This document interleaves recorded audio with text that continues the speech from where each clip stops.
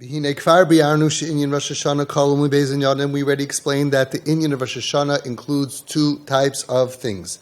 One is that it's a Yom Adin, it's a judgment. V'gam Yom Hachtaras HaMelucha, it's a day of the inauguration of the kingdom of Hashem.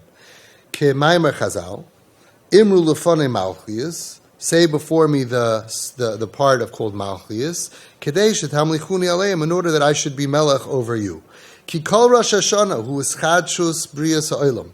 Every Rosh Hashanah is a renewal of a creation of the world. V'lachein, and therefore, Yeshboi, his Chadshus Hachtaras HaMelucha.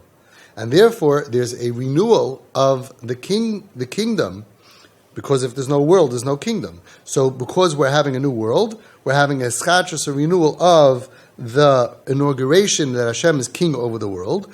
And therefore, we're also having Gam Krisus Bris Mechudeshes Ben HaKadosh Baruch Hu Yisrael. We're also having a renewal between the bris, the deal, the peace treaty, the treaty that we have between Hashem and us, that we are His chosen people, and that we are going to behave that way, and we understand and acknowledge that we are the chosen people, and that He's our King. Ukrisus habris hi bebeis chalakim. When you have a treaty, you have to have two parts to it. It's that we are mamlech on us, that our king is Hashem. And what does that mean again? It means that I work for Hashem, my focus is Hashem, He's going to be the king of my life. So before I do something, I'm going to think, is it pleasing to my king? It's hard because you don't see him, right? But that's what being an Eved Hashem is. That before I make a decision, I'm going to think, what does Hashem want? What's Ratzon Hashem?